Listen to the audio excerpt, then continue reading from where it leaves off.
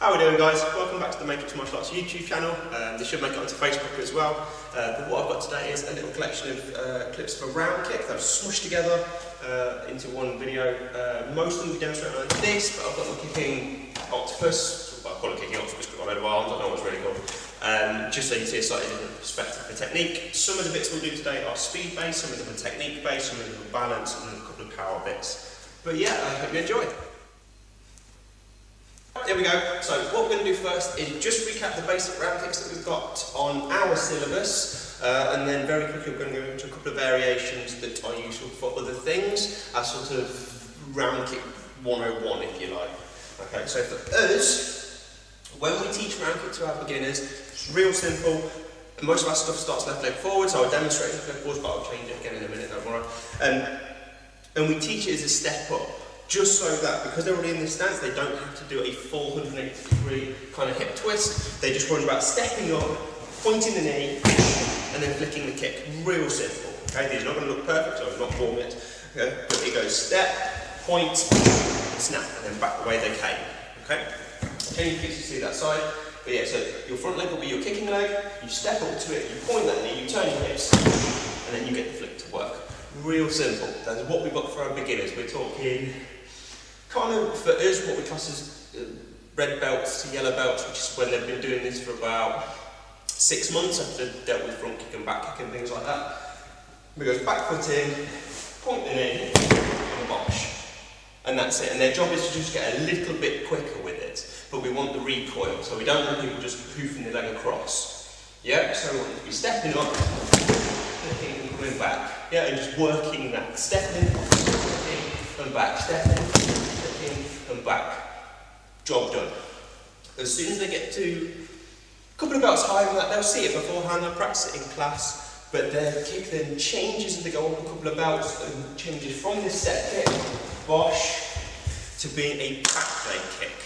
Okay, so we'll come from here, hit and down and back, and that's the footwork that we'd like from them. Yeah? So back foot comes up, bosh, down and back. I'll do this side so you can see it. Back leg up. Down and back, down and back. Okay, that's the two for our syllabus.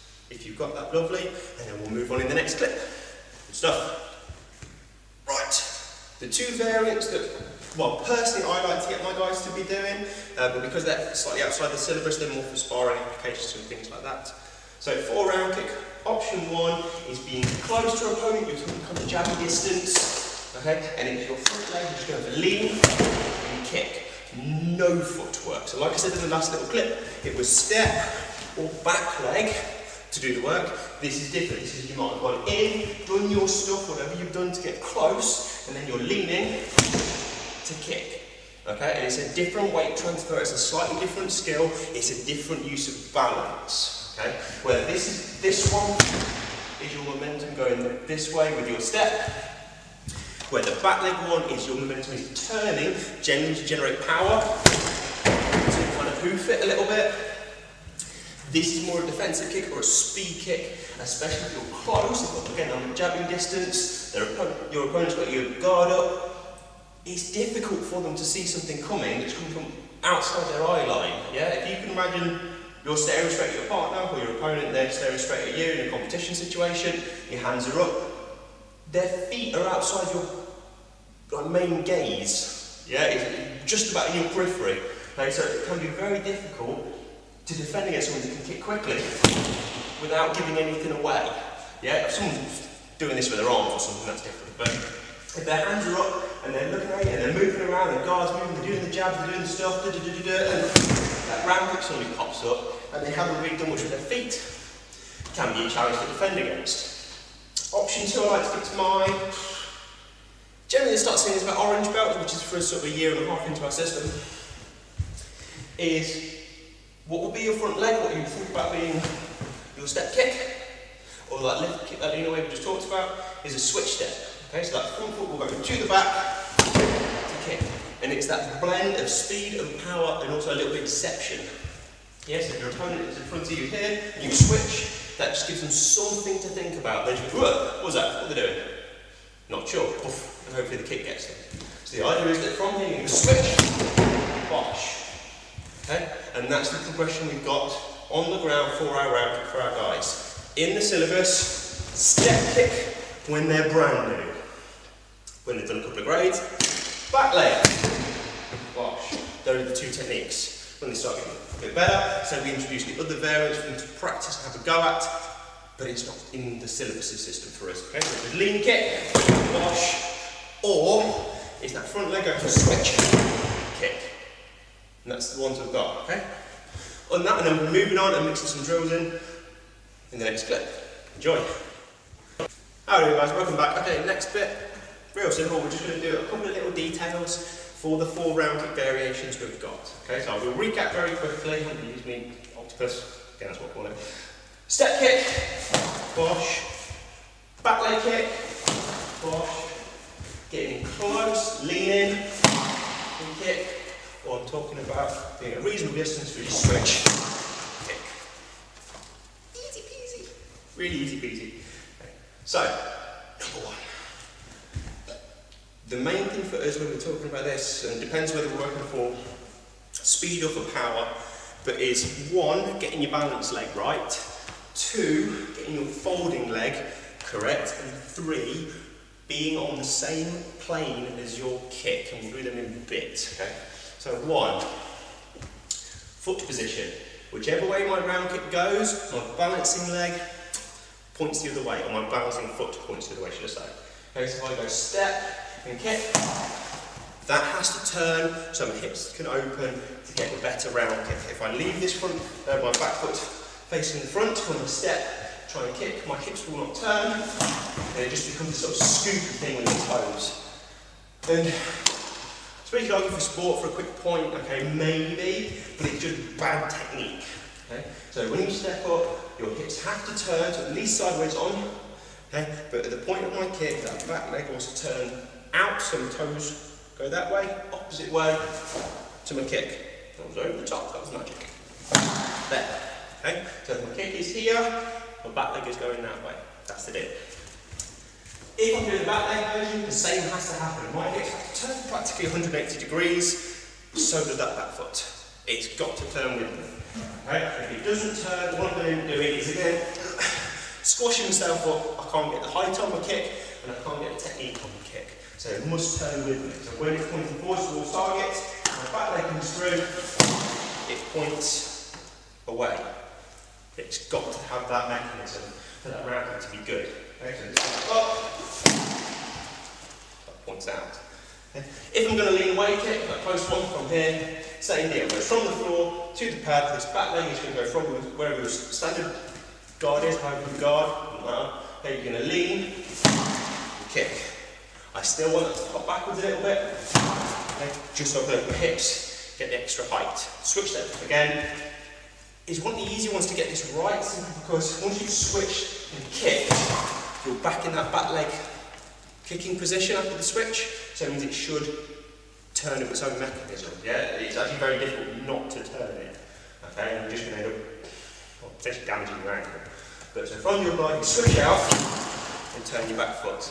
That's the deal. Okay, as long as that back foot is going the opposite way to your kick, you're all good. It helps with your balance, because it stabilises any momentum and push coming that way as you extend your hips, yeah? And secondly, I'm on a line, I'm on the same plane, okay? If I've got my hands, say, here, put me on a guard, so I've got my hand in guard personally, and I stick my arms out and point off to the corners, so it's roughly where I am. If I turn into my round kick, I end up being straight on with my kick, okay? My hips, my shoulders, my body, everything has to turn to get that to work. Okay? So I turn roughly 180 degrees, my back foot points out, and I'm on the same plane. It should go, the line on the floor to make my life quite easy. It should go foot on the floor, so if I turn them in that position, at the point where I kick, it should go foot, hip, knee, foot, all in a line. If it doesn't, I've either overturned, underturned, or I've squashed myself up, or I'm kicking off centre. That's the other one. Yeah, people sort of like turn the hips in, sort of, because they pointed the knee too far out. Yeah, your knee pretty much has to point at your target before you can kick it. I want to be one line, I'll be there. Okay, so from here, up, turn, and down. So if you move back, up, turn, and down. Obviously people doing full contact stuff, you follow your kick through, which is great, but at the point of the kick, you're still going to end up being that point in the way, and just swing back on yourself. So from there, come round. Yeah, it's just a big full circle. At the point of impact, your toes going to be pointing away from your kick. That's one for footwork, and then we'll move on in a minute. Okay, so doubling up is the next thing, or tripling up, or 10 timesing up, whatever you want to do. Okay, it's just multiples of those variants, and that's it. Now, obviously, this works best on something like this because you've got that little push back actually on your kick, so it helps the recoil and steady yourself. So all it is making sure at the point where you have either stepped or switched to lift your leg, however you've done your kick, is that your weight is in the centre. Now one of the biggest hang-ups that some people have is they tip like a teapot. Yeah? So, you know, we're talking about as in, here's my handle, here's my spout, kind of nursery rhyme stuff, and people do it when they kick. It's great, it's brilliant to watch. Yeah? So they get their guard, they do their step, and it's immediately going like that. So their centre of gravity, their centre of balance changes from being above what you're standing on to next to where you're standing on. So your body, your brain naturally wants to go, I need to move this to here to steady this action while I'm kicking. Okay? So as much as possible, if balance is your thing, or should I say, if balance is your problem, okay, kick lower, head up. Okay, so when I stand, I'm in my guard, I'm looking at my target, start a body kick, someone level your belly button kind of thing, and just work the round kick, and just stare at the same spot. Okay, draw a little X or a smiley face or something on if you need to on whatever you're kicking. Okay, but decide where you're going to kick, get your head up, shoot the kick. As soon as you're comfortable kicking it to X height, whatever it's going to be, okay, and you can keep your vision on what you're kicking, which means my head and my body weight is above my balance leg, then you can start ramping it up a little bit, but one bit at a time until you can feel the tip. That's the deal. Okay, as soon as you can feel yourself sort of tipping over like a teapot, you're pushing your balance and your flexibility, to its maximum. Get my words out today. And that's where you have to then stop and practice until it is comfortable, until it's spot on. Okay, so if I'm kicking, say, here, and I can feel that tip starting to happen, then I've got to work that tip slowly but surely, kind of like a car jack, slowly just get this back up so that I can kick at that level, keep my head up, and keep my hips turned. As soon as I've got that, then you can start ramping it up a bit. Okay? Yes, I understand there comes a point where you have to tip, but that's only at a point where effectively you are going to be kicking above your head height. Okay? So if you're 6 foot tall, as an example, at the point where you're getting a 6 foot high kick, then yeah, you're going to have to kick. It's very impractical, it's flashy, that's it. Okay? So that's the deal. My head is up, I am going to stand as tall, same height as the weighmaster. So from here, when I step and kick, I'll put my head up as much as I can to get my high kick. But I still want to keep my head up, I still want to keep my body weight up as little as possible. I don't want to be doing this.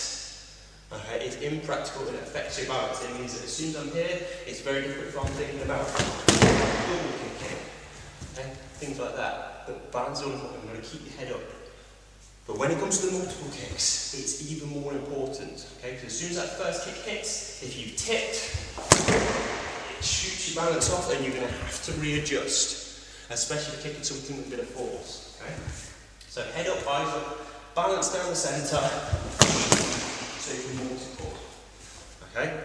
But it also means you can start thinking about, obviously like they're different kicks and stuff, but different heights. So you can think about going and working your heights, okay? Thinking about 1, 2, 3, okay?